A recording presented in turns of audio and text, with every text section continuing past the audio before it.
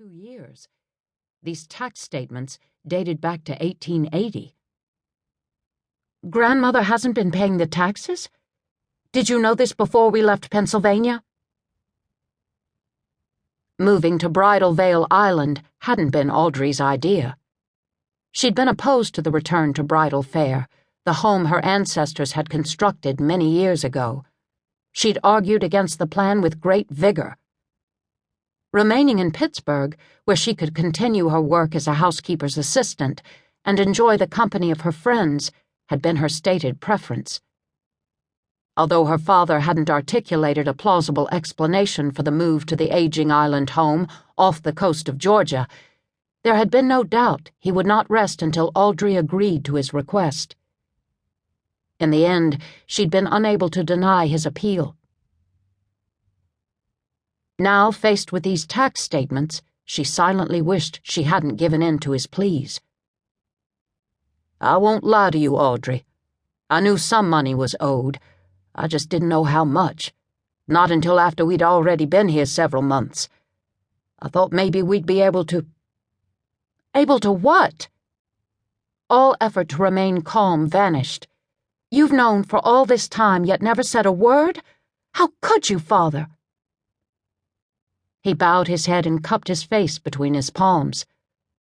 "I thought it would all work out. Your grandmother was a close friend of the tax collector's wife. You know how things are in the South. Folks want to lend a helping hand." Audrey shook her head. How did he expect her to know how things worked in Georgia? They'd left Bridal Veil Island when she was 7 years old.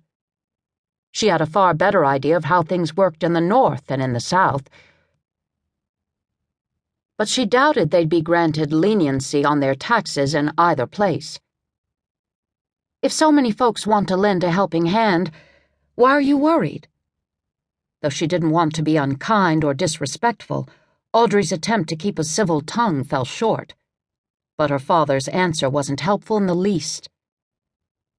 Lifting his head from between curved hands, her father met her eyes. "Not everyone is accommodating. Your grandmother's connection to the tax collector's wife helped keep a tax sale at bay for her and for us. But the tax collector died a month ago, and a new fellow is taken over.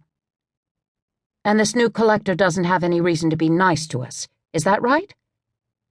Now she understood. Just like in Pittsburgh, it was whom one knew, rather than what one knew. And whom one knew could maybe save one from having a tax sale notice posted on the front door. "That's pretty much the sum of it. I don't even know a distant relative of the new fellow. We've been gone far too long to keep up with the necessary socializing. We're going to have to get to know folks over in Biscayne. Then maybe we can get this thing taken care of." "Rather than socializing, maybe we need to figure out how we can pay the taxes. How long do we have?" Audrey's mind raced as she considered their options. Perhaps she could get a job in Biscayne. Leaving her father and Aunt Thora alone every day wouldn't be good, but right now there seemed to be no other choice. Given her father's physical condition, he couldn't take on construction work in Biscayne. It had been several months since he'd been able to work more than a day or two without having to recuperate for several days. Now the doctor said he shouldn't commit to any work, much less strenuous work. There weren't many options available. And over the past 2 years, they'd depleted most of the funds from the sale of their home in Pittsburgh. This tax burden would be more than they could financially manage.